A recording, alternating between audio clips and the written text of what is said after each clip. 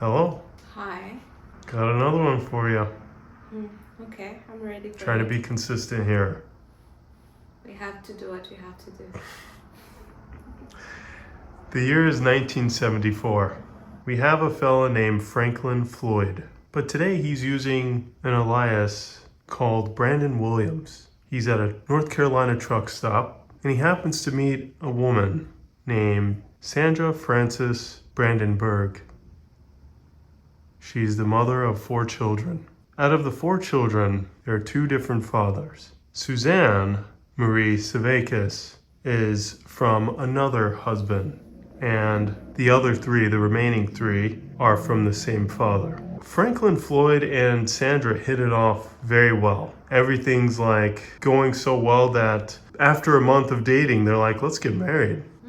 Like things are going really, really well. Franklin Floyd, he convinces her, says, hey, I have a place back in Dallas. Bring your children, and you guys all move out here, right? I love you. Let's do this. And she says, okay, Franklin, you've been very gentle and polite to me. Let's do it. There's a small hiccup that happens. Sandra is arrested for 30 days for passing bad checks in the year of 1975. So it's like, okay, this is very unfortunate.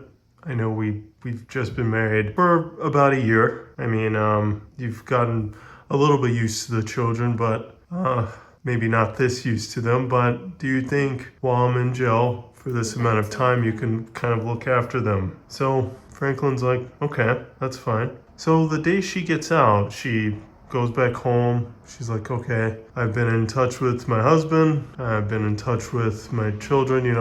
He's been conveying messages about them to me. I'm excited to see them. She shows up. They're not there. Everyone's gone from the house. Franklin, the children, they're all gone. Eventually, Sandra finds her 2 middle children, Allison and Amy. She finds them at a local church-operated social services group.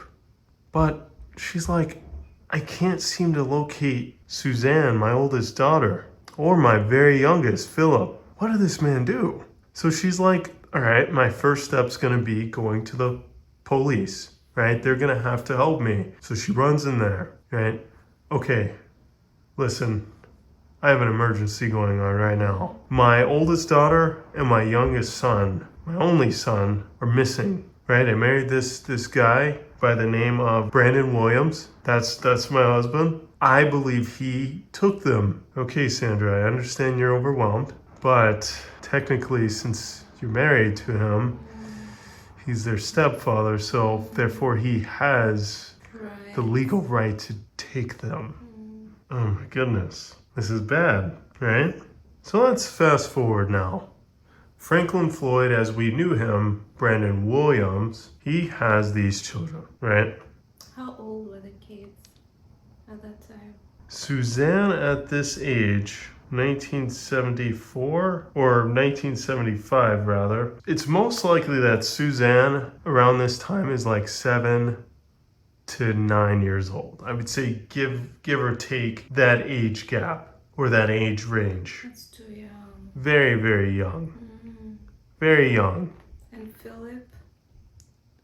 Even younger. I mean, that's that was her youngest child. And how did the middle ones remain and the oldest and the youngest? Well, the Sandra finds them at a local church service group. So it seems that Franklin has dropped these 2 children off. It seems that that's the case. So let's fast forward now. Franklin has the children. He decides to start raising Suzanne as his own daughter. He, when people question, so your daughter, where's the mother? When did this all happen? Can you kind of give us some backstory on Suzanne? He gives these inconsistent statements, regarding custody, and he says things like, "Oh, I rescued Suzanne. Her biological parents abandoned her, so I really came in to really help out. It's a sad story, but I'm happy I'm here now for her." And so he's like, okay, people are gonna keep bothering me about these questions. I should probably try my best to move her away from that personality as much as possible. So now she's gonna go under the name, she's gonna go by Suzanne Davis. That would What be, about Philip? so let's just say Philip is gone. Unreal. Let's just say he's gone for now, right? He's gone. We don't know where Philip is. Sandra, the mother, hasn't been able to find him, but he's also not with Franklin and Suzanne. He's just gone right now. Okay?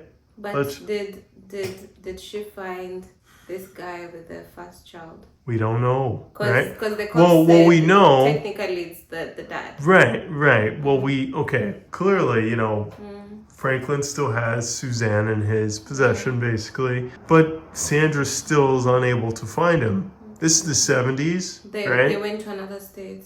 This is the 70s. They've actually moved to Oklahoma, right? So initially they met in North Carolina.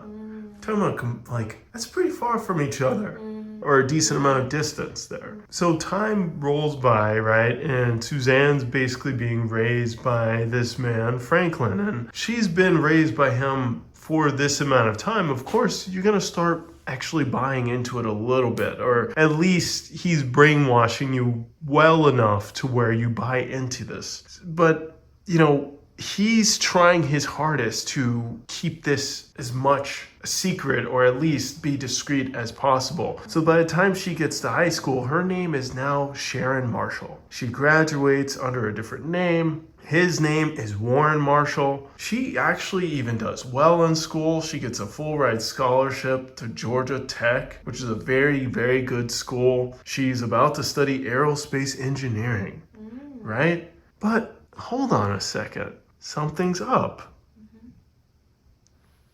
She tells her friend, I'm pregnant. I can't attend school right now. So she gives birth.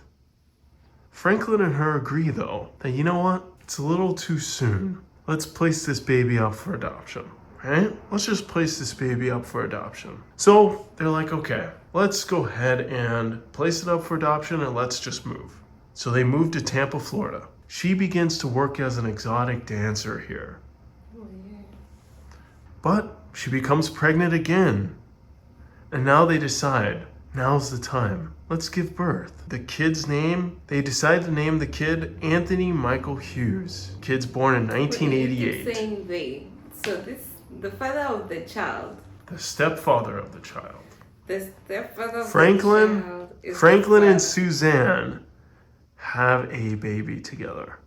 That's gross. They decide in 1988 to name this child Anthony Michael Hughes. That is gross. You raised a child. Only to, yes. Yeah. They decide to up and leave Florida. Now they move to New Orleans, Louisiana in 1989. And what comes next? They have different names. Oh, Again. So now they're going by Clarence Marcus Hughes and Tanya Dawn Tadlock. Now they have 2 kids. Yes. Well, no. They just have one. Right? And they move that kid to New Orleans with them. And that's they place these names. Clarence Marcus Hughes and Tanya Dawn Tadlock are placed on the marriage certificate. So they get married. Yes. So a stepdad married. And guess what? They're married. They have another kid. They have a daughter. But they say, you know what? I think we're moving too fast. Let's place the daughter up for adoption. Now let's continue. It's 1989 still, but they're like, okay, let's move again. So they move to Tulsa, Oklahoma. They've lived in Oklahoma before. Unfortunately, Suzanne's still working as an exotic dancer at a strip club. Despite her potential, right, and her brain, she, most likely Franklin has convinced her that actually this is all you're worth, right? But the good thing about this, slightly good thing, is a fellow dancer. It's like, that older guy that you're with, I think you're better than that guy. Like, he's so rude to you. He tries to demand you around. I honestly think you should just leave that guy or find better, right? But it gets back to Franklin that she's trying to leave. a co-worker of hers is trying to convince her to leave. And so he tells Suzanne, I will kill you and the son if you try to leave. Try it, I'm killing both of you. This is his son, right? As well. But clearly something isn't right with this guy. As we know already, like we made it this far. Clearly he's unhinged. Crazy. Why would they even do that? It's just so gross.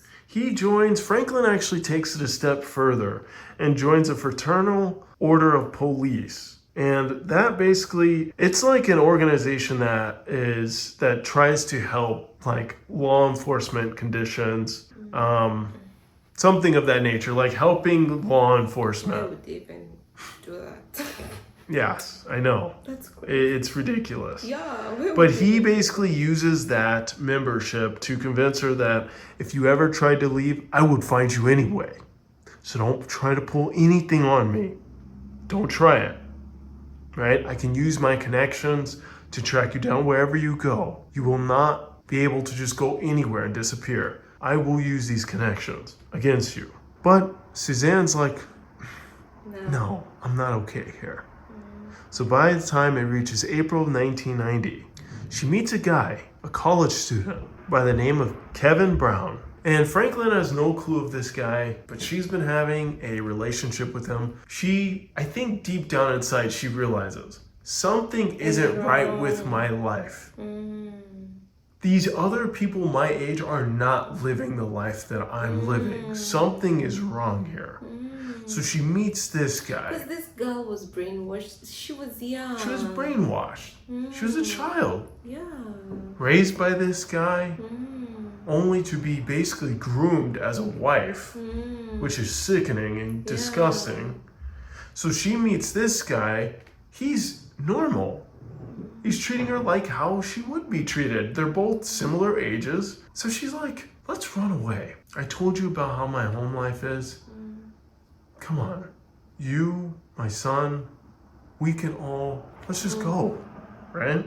Unfortunately, that same month, April 1990, 3 passersby, basically people that are passing by, they see a dead body on the side of a highway, 100 miles outside of Oklahoma City. Groceries are scattered around the body, and it's like a distance from like a Motel 6 and a convenience store. Police come, they identify this as Suzanne. She's dead. Franklin arrives at the hospital the following day. It's him. He claims that he's fallen asleep at the Motel 6, and Suzanne must have went to go grab groceries and bring him back to the house. At the time of this death of Suzanne, both of them actually were key suspects in the 1989 disappearance of an 18-year-old Cheryl Ann Camesso, What do you mean? a fellow exotic dancer at a strip club. That's the one who advised her. I'll go into details about this. Okay? But let's continue here. Both of them, Suzanne and this guy, were suspects. We'll dive into this. But let's continue. I'm sure you're thinking, what happened to the son? Right? I mean, after all, the son's still alive, right? So let's see what happens. So after Suzanne dies, Franklin decides to place Michael into a foster care home, and he leaves the state. The foster parents, they tell the police the boy has limited muscle control. He's nonverbal, and as soon as he arrived, he basically had hysterical behavior. So he's just a certain way. He's different than all the other boys that we had. Let's fast forward 6 months from then. Franklin is arrested for parole violation. There was a parole. He had a past of criminality. So I know you're curious about his early criminality. Yeah, why was he? So let's start at a Tinder. Right, Let's start when he's a very young person. As early as 16, he breaks into a Sears department store. Sears is now basically gone, but back then it was still thriving as a, appliance store, similar to like a Home Depot. And he stole a gun. So that was the first problem, right? Fast forward to 1962. He abducted a 4-year-old from a local bowling alley and sexually assaulted her in the nearby woods. Fast forward. He was arrested for that? Yes. How long did this He was take? convicted of kidnapping and child molestation and was sentenced to serve 10 to 20 years. So you got out early again? While being taken out for a medical errand in 1963, He escaped. Franklin escaped and fled to Macon, Georgia, where he robs over $6,000 from a branch of the Citizens and Southern National Bank. He was convicted of robbery and is sentenced to federal reformatory in Ohio. Tried to escape again, but he's caught and he's transferred to a facility in Pennsylvania. At that facility in Pennsylvania, he was raped continually by other inmates, causing him to climb a roof at the prison, and he tries to commit suicide, or he at least tried at one point. This is before. I know. This is like, Inmates, yes. yeah. I'm glad I told you it in this way, though, because I think if I would have given you this context, I could have. of course you would have put the pieces together, right? Yeah. This person was just a criminal. That's why he kept on changing his name. His names. Yeah. Yes. He kept changing, and I'm like, yeah, it's when you're hiding something, that's when you feel the need to like keep changing. Mm-hmm. But sister, this is a child molester with a child. But we haven't even reached what happened to the son. Okay, let's go. Because we're Yeah, so it was 6 months after he was 6 caught. months after. Franklin attempts to get Michael back. He's like, No, he was caught violating his no, family. but yes, he's arrested, but then he gets out. Oh. He gets out and he attempts to get Michael back. But as like a standard procedure for like adoption or like, since he had went to jail, that inherently makes it more tough for you to be able to adopt a child. Right? That almost makes you ineligible in some way. So he says, no, I'm this child's father. Right? I'm this child's father, so I should be able to get this kid back. So, based on his criminal record and the discovery that he had no biological relation, his request was denied. He was not the dad. That's strange though. He should. Yeah, he was the dad. He was definitely the dad. So how? They just couldn't show that he was the dad. That's weird. That's very strange. Or was he trying to adopt a random kid? He wasn't. That was the kid. That was the right kid. So let's think about the children for a second. So they had one kid together. Yeah. They placed that kid up for adoption. This was the second one. So it had to be during that time when they had the second kid. Maybe there was something that occurred that we just don't have the information about. Maybe it's very possible that Franklin could have been, I guess, misled, or at least he thought, this is definitely my child. Right? Maybe he thought this is my child. So for sure, I will be able to get this kid back. But he has a criminal record. Yeah. And they find, wait a second, this is not even your kid. Yeah. You can't get this kid.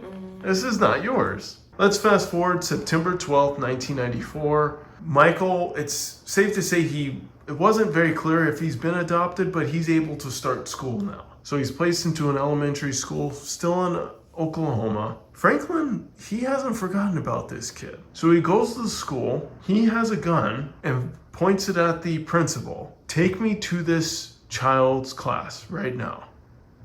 So the principal's like, I don't know all of the kids' names by heart, but all right, don't shoot me. I'll look and see which class it is. And then we'll walk. But please, you don't have to have a gun. But he's like, no, forget it. Let's go. Take me to the class. Don't say anything to me. So that's what he does. He takes him to his classroom and he says, Michael, can you come outside with me for a second? He walks outside and Franklin forces both the principal and Michael into his truck. He drives like a madman out to like a forest area, right? Like basically a forest. Takes the principal. He says, Michael, you stay in that car. Don't move. Takes the principal. He handcuffs him to a tree. Then he speeds off with Michael. Let's fast forward. I know you're wondering what has happened. 2 months later, the authorities find Franklin in Kentucky. Michael's not with him. And they're like, we can't find him. How old was Michael by that time? So at this time, Michael is 6 years old. Where? So young, right? So everyone's wondering, right? At this point, this is like a story, right? Like what has happened to Michael? What has happened to that young kid? So Franklin, he tells some people, including his sisters, I drowned Michael. That's what happened to him. I drowned him at a motel in Georgia after the kidnapping, and that was it. But someone else says, oh no, I think I saw that guy on the news. I think I saw that guy with the little kid in a cemetery. I saw him in a cemetery. Other sources are saying, no, Michael's still alive. He's still alive and he's safe. But as he's still alive and safe, it's just Franklin doesn't want to tell us where he's at. Right? Maybe he has him hidden somewhere. Something is going on, right? But he's still alive. He has to be alive. So to bring this full but circle. He was arrested in... Yes, he was arrested in Kentucky. And what did he tell the cops? He's not budging. All he said was, I drowned the kid.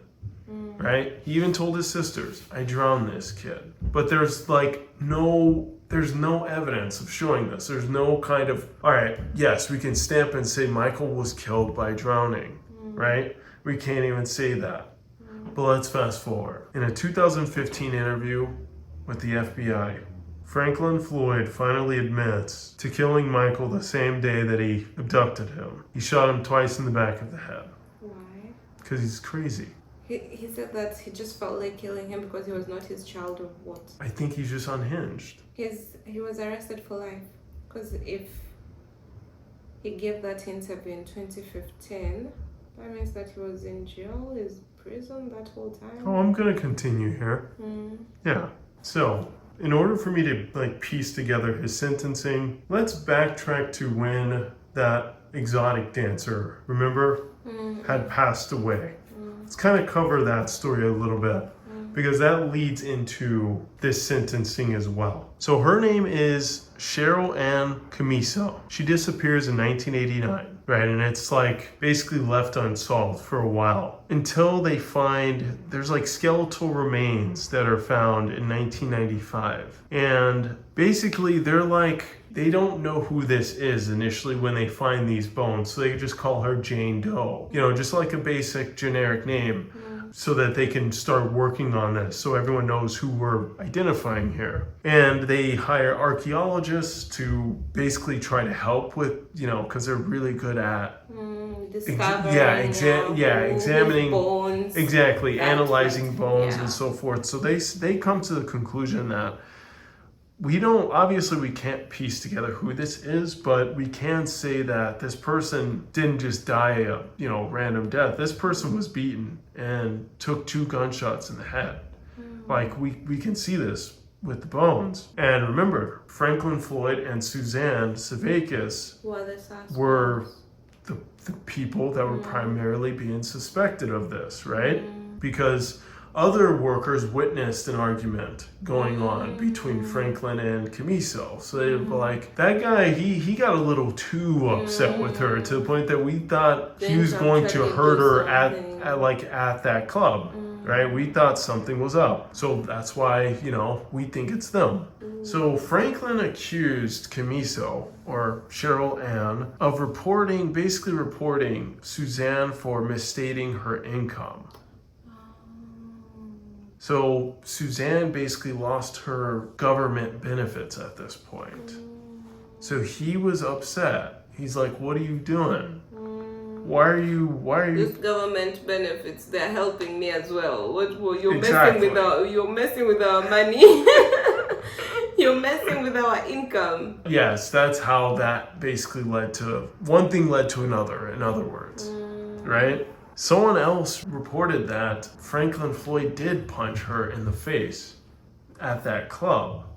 And that's what led them to up and leave and go to Oklahoma. March 1995, a mechanic in Kansas finds a large envelope stuffed between a truck bed and the top of a gas tank of a truck. He basically, he recently purchased. So he purchases this truck and he finds this envelope. And he finds about 97 photos in this envelope. He's like, wow, this is a lot. Let me look at these. And most of them are photos of women, but not just any kind of photos. These women were all beaten in these photos, severely beaten in these photos. And that guy's like, okay, let me call the cops.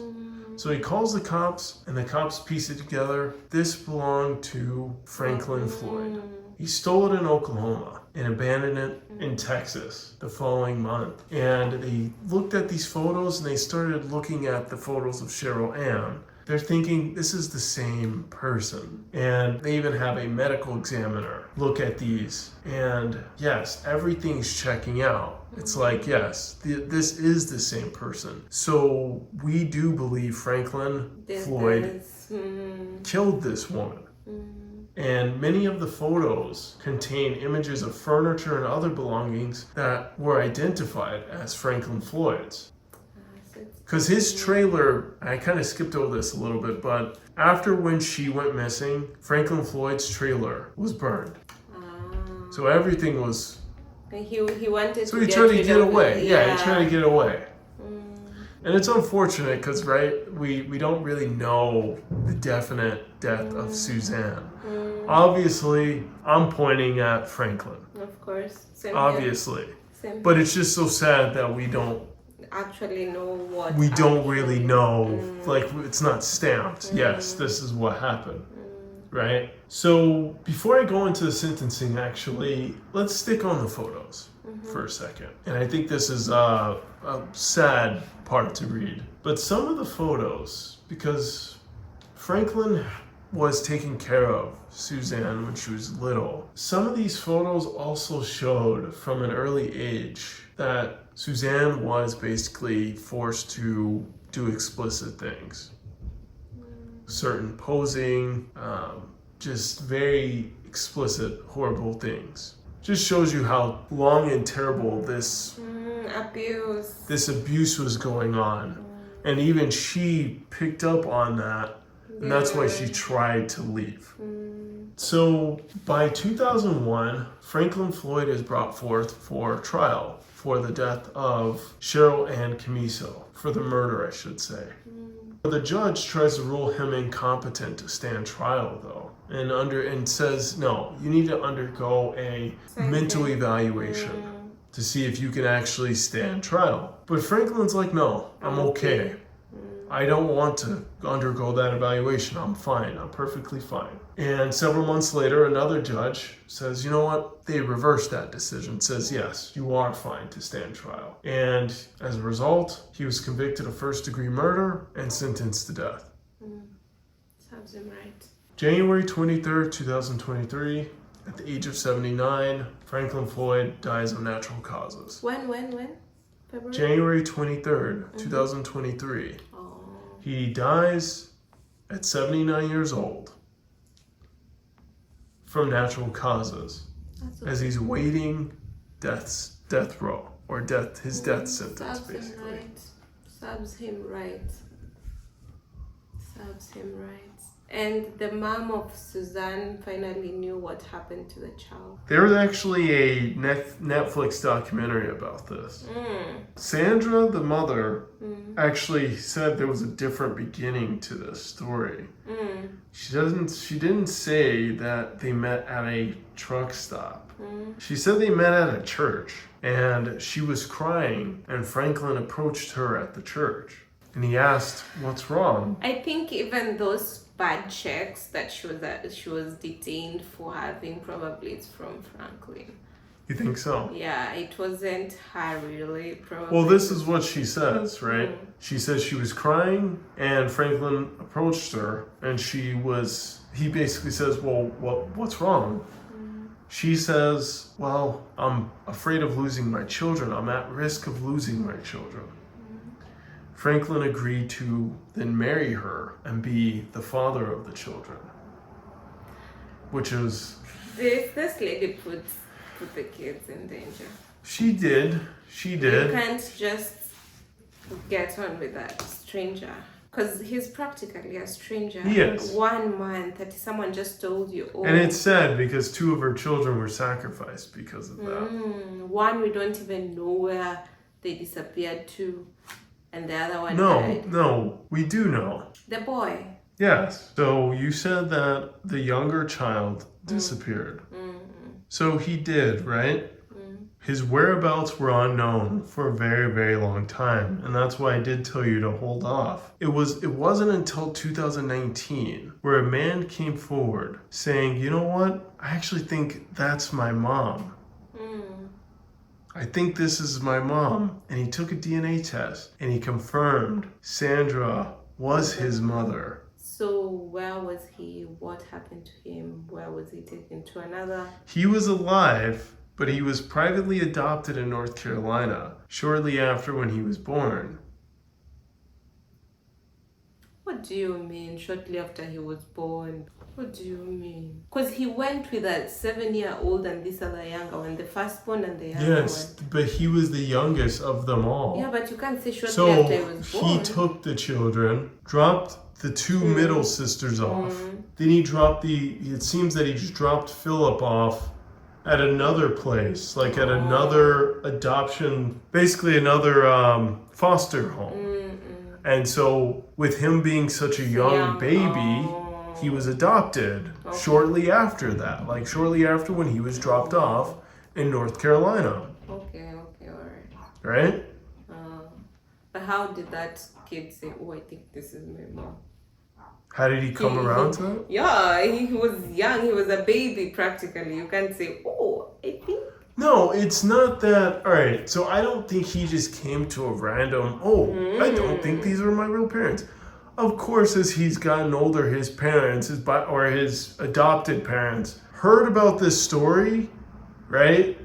And they possibly told him, you're actually adopted, right? I think one thing led to another where it kind of struck up some curiosity in him to take a DNA test. And so he takes this DNA test and he finds out that he's actually the biological son of Sandra. Okay, that's a possibility. You can say that. You don't seem so convinced. I'm like, I think this is my 2019. I think this is my mom. Like, how do you know if you were adopted, like when you were a baby? Like, yeah, I'm just saying. But anyway, that person, deserved death row. Of course, this person deserved death row, but I wanted to read this story because the person does lose at the end. Because I know you were dissatisfied. Yeah, he deserved it. He deserved to be arrested. And it's sad what he did to those kids. Yes. It's sad, but he deserved it. I don't know how he was able to evade the cops for that long. Just changing his name. But it was when technology wasn't the best, as we've already stated in But even if he said that he was in his right mind, I still think he had psychological issues. But see, they use that as a scapegoat to not give people the death sentence. So they say if they're not in their right mind, just send them off to a mental hospital and then they'll live there for the rest of their life. Look what he's doing when he started this. When he was 19, kidnapped her for 4 years. It was a 4-year-old, right? Mm-hmm. This person already was in this mindset. Yes. That was the time that they could have put him, like, locked him up for a very long time, but they didn't do it. And unfortunately, since they didn't do it, other things happened to other people. which was not right. So, to the authorities, they should have done better the first time. That person should have just been locked up for a very, very long time the first time it happened. Because once an offender, You think always. always. Once an offender of such a serious crime. Such a serious crime, yeah. Yes. Because it's very serious. More than not, they do have some kind of psychological problem. That person should have been locked away for a very, very long time. Yeah, but at least justice was served eventually. At least justice was served. It's unfortunate that we don't know what happened to Suzanne. Yeah, he killed her. We already know that. I mean a bottom line fact. Yeah, but still, it's him. We already know. He ran her over. It's him. I think so, right? He hit her. But still, I'm glad he was arrested, and I'm glad he finally is not. Yeah, he's unalive. Yeah, he did terrible things. That's just bad. Yeah. So with that, this one was good. Good conclusion. Good arrest. But people should be arrested when they do such things. They should just be locked up for a long time. And they throw away the keys because they don't need to. Especially when it's done to children. Yeah. Absolutely the biggest no-no. Yeah. Anything done to children. Yeah, those people should not be set free because kids are still out here. Yeah, and once they do that to a child, they can do it again. They will do it again. So they should not be let out. Mm-hmm. Yeah. So until next time, I guess. You know the drill already, so we'll see you next week. Same place, same time. What's our next story, though? You already know the drill. That's why I said you know the drill. What does that mean? That means you know what to do. You just do your thing. I'm going to keep telling you these stories. You do your thing. I don't know. All right. You do your thing. So until next time. Bye.